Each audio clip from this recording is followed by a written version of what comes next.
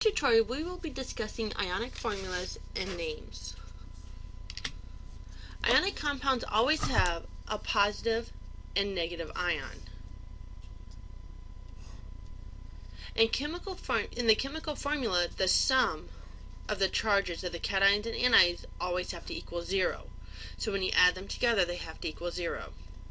Charges cancel each other out to be neutral. The formula reflects the smallest whole number ratio.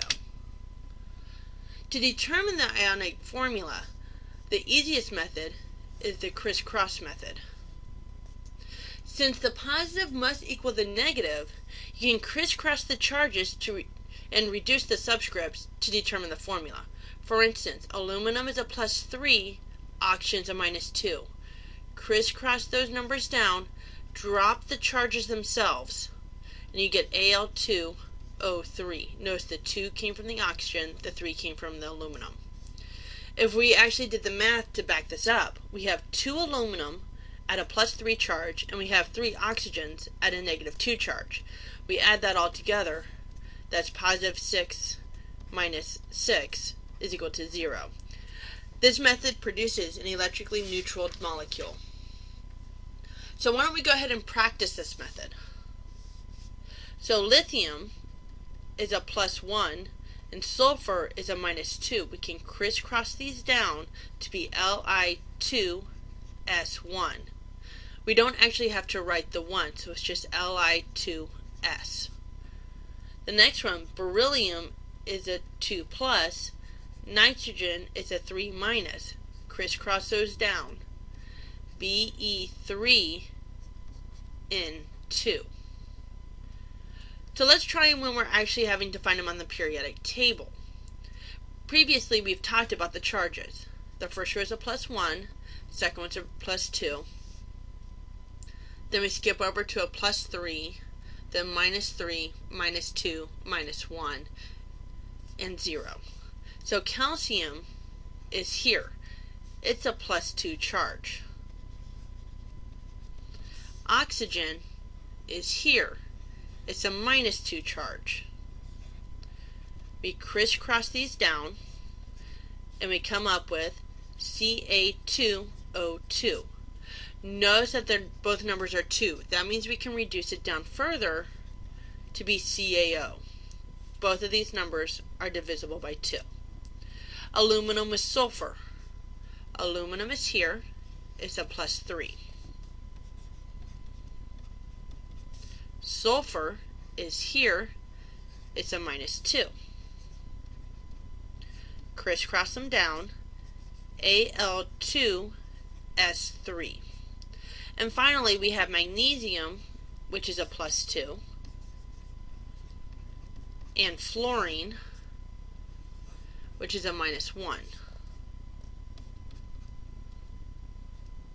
Crisscross those down, becomes Mg1F2. When we're naming ionic compounds, common names do exist, such as table salt being NaCl or baking soda being NaHCO3. However, chemists have come up with a systematic way of naming the compounds. This is also called nomenclature. It's determined by examining the chemical formula, or vice versa, examining the name and bringing about the chemical formula. First, you say the name of the cation. In most cases, that's going to be the name of the metal. If the charge of the metal changes, for instance, copper can either be a +1 or a +2, it requires a Roman numeral indicating the charge, but we'll discuss this in a little bit. Other transition metals fall into this category, except for silver and zinc. Representative metals, however, for the most part, do not need Roman numerals. If you're able to look on the periodic table and determine its charge, then you do not need Roman numerals. For instance, I know that the first row is going to be a +1, the second row is going to be a +2. I do not need to put Roman numerals for those two. Or you name the polyatomic ion. In most cases, for our purposes, the only positive polyatomic cation we're going to deal with is ammonium, which is NH4 with a positive charge. Then you state the name of the anion. A singular ion based on the elemental name will be the base name followed by "ide." For instance, if it's chlorine, you take the base of the word, which is typically the first syllabus, and then we replace INE with IDE. So chlorine becomes chloride. Or the polyatomic anion, you just simply name the anion. So let's try some more. We're going from the chemical formula now, and we're naming it. So Mg is magnesium. So I just simply write magnesium.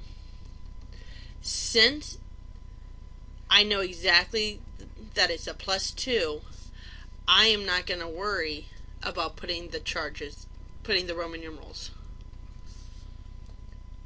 Then chlorine becomes chloride.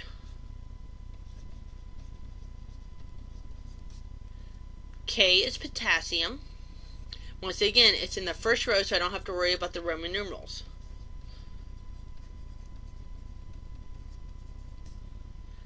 And then OH is a polyatomic ion. Here's one of them right here, hydroxide.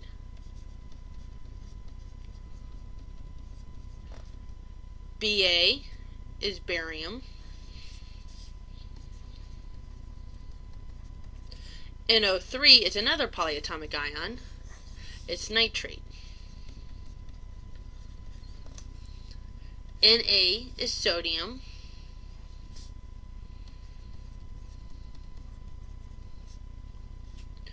HCO3 is bicarbonate.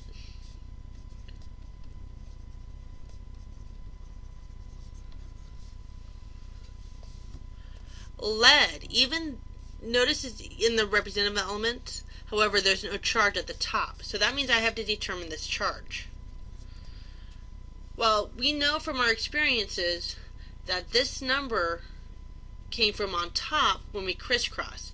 So to figure out the charge, we're going to do the opposite. We're going to uncross the charges. So this 2 comes up here, and this 2 comes up here. Or this 1.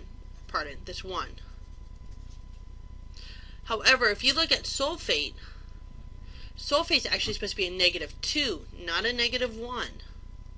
So we're going to multiply both sides by 2. So lead becomes a 4 sulfate. So lead 4 sulfate. You always have to double check the anion when you do the uncross. Another example, copper. Copper's right here. It's a transition metal, meaning I need to figure out the charges. The copper here is a +1, oxygen is a -1. If we look at the periodic table, oxygen is supposed to be a -2.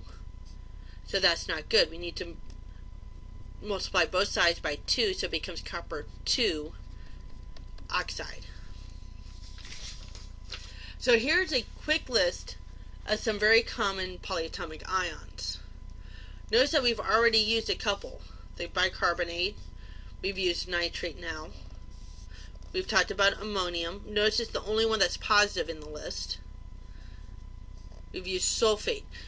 So these are actually used quite readily. So let's try figuring out the chemical formula by giving the name.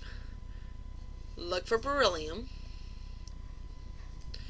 Look for the charges.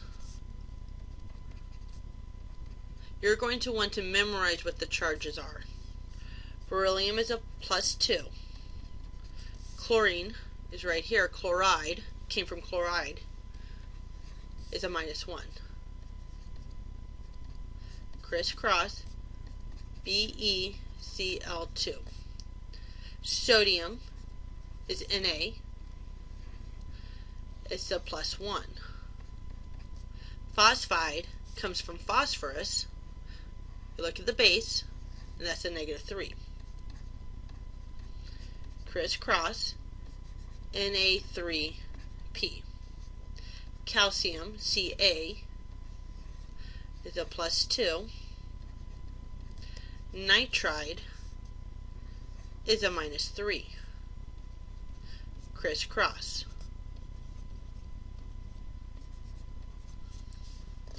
Sodium, once again, is a +1. And oxide came from oxygen, which is a -2.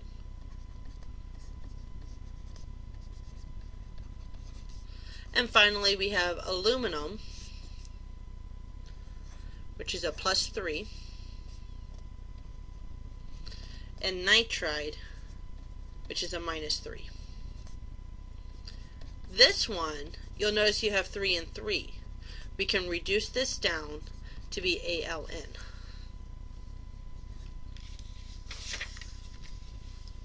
So let's look at transition metals now. Zinc is always going to be a +2, and silver will always be a +1. The other transition metals can actually change. So therefore, notice here, they have a Roman numeral indicating the charge. So nickel, that's telling you the charge of the nickel is a +2. And that will always be positive, because metals form cations. And bromine, we have to write down our charges again.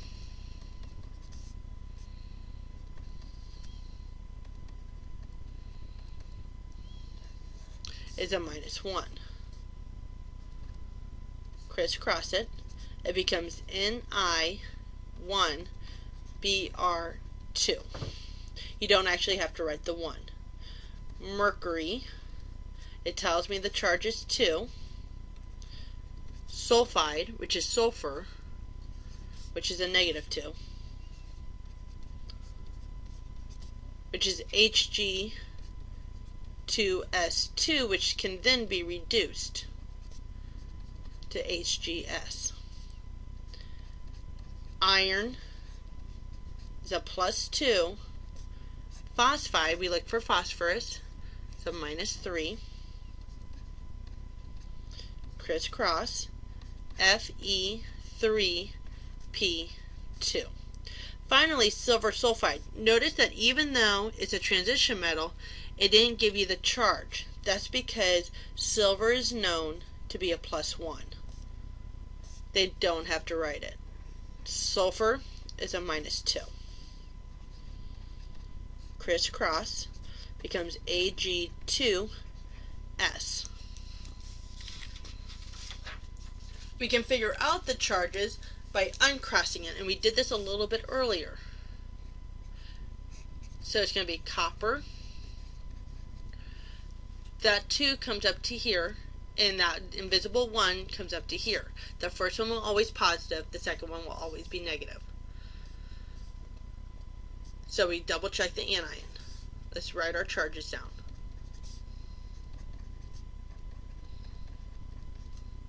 Chlorine is a -1. So that checks out. So copper is going to stay a 2. Chloride. Fe is iron. Uncross it. That becomes +3 and -2. Should sulfur be a -2? Yes, it should. So that checks out. So iron is going to remain a 3. Sulfur becomes sulfide. Cu3N is copper. Uncross it. It becomes a +1 and a -3. Should nitrogen be a -3? Yes, he should.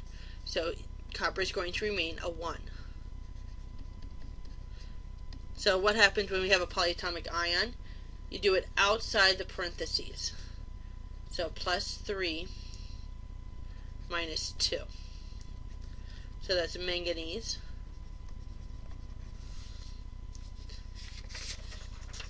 And sulfite should indeed be a -2 if you look at your polyatomic ion list. So therefore, manganese is going to remain a charge of 3. Putting these in parentheses. Some of the older ways of naming that you might come across is when instead of using chromium, they indicate the charges by the suffix. There is a slight pattern to it. For instance, the lower charge is OUS while the higher charge is IC. Well, unfortunately, the lower and higher don't always match up. For instance, this is a +1 and it's cuprous, and this is a +2 and it's chromus. But of the two, chromus and chromic, the chromus is the smaller the charge. So unfortunately, that is a memorization and something just to get used to. Alright, so let's just try to mix them all up. First thing we always want to do is put in our charges, so that way we have them as a reference. So lead is Pb. There's no way of determining the charge by looking at the periodic table, which means I need to uncross it to figure that out. So I have a +2 and a -1 here because sulfate, according to here, is a -1. However, sulfate is supposed to be a -2, so we're going to multiply both sides by 2. So lead 4 sulfate. Be is right here. Beryllium. Because I know exactly the charge, I don't have to write it. Bicarbonate. Or hydrogen carbonate, depending on how you want to write it. Manganese is here. It's a transition metal. Knowing that, I know I need to get the Roman numeral. So that makes this a 3+, and this a 2-. SO3 is sulfite. Remember, always go outside the parentheses. Sulfite is indeed a -2, which means manganese is going to remain a 3. And finally, we have Al, which is aluminum,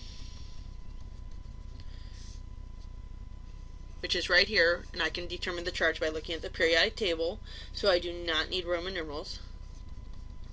Cyanide, which is a polyatomic ion. Notice the first thing I always did was look on the periodic table to determine where it was. First of all, we want to make sure it's a metal, because things that start with nonmetals, with the exception of ammonium, are actually going to be molecular compounds, not ionic. Then the next thing I want to look for is whether or not it's a transition metal, and whether or not because if it is, I'm going to need to figure out the charge in Roman numeral. Alright, so vanadium is V. This is telling me that it has a +5 charge. Sulfur is sulfide with a -2 charge. I don't have a periodic table written here, so I'm going to draw just a generic one here, just so we have a reference. +1, +2, +3, -3, -2, -1. Just so you have a reference if you're looking at your own. Chromium is in here. Cr. It's telling me I have a +3 charge. Hydroxide is a polyatomic ion. You can look on your chart. OH -1. Crisscross outside of the parentheses, really important. CrOH3. Lithium is right here on the periodic table. Iodine is right here on the periodic table, so that means it's a -1. Crisscross it, becomes Li. Lead, it's in the row that does not have a charge, but it's telling me the charge is a 2. Nitride is right here. Crisscross, Pb3N2. And then finally, beryllium is Be. It's right here. Has a +2 charge. And hydroxide, once again, is OH-. Crisscross, Be1OH2, outside of the parentheses. The last thing we're going to discuss is when an ionic compound is bonded or attracted to water. Basically, the water molecules are surrounding the formula unit, and that's called hydration. The water molecules are associated with the compound, and it's containing a very specific number of water molecules per each formula unit. For instance, COCl2 has 6 waters. So first thing you want to do is name the compound like we have been. So CO is cobalt. That's a transition metal. It's in here. So we uncross it to figure out the charge. Chlorine is indeed a -1, so I can keep going. Cobalt 2 chloride. And then, to account for these 6 hydrogen, I'm going to say hexa hydrate, meaning there's 6 water molecules. Manganese is a polyatomic ion, or a transition metal. It's a +3 charge. Bromide is right here. It's a -1 charge.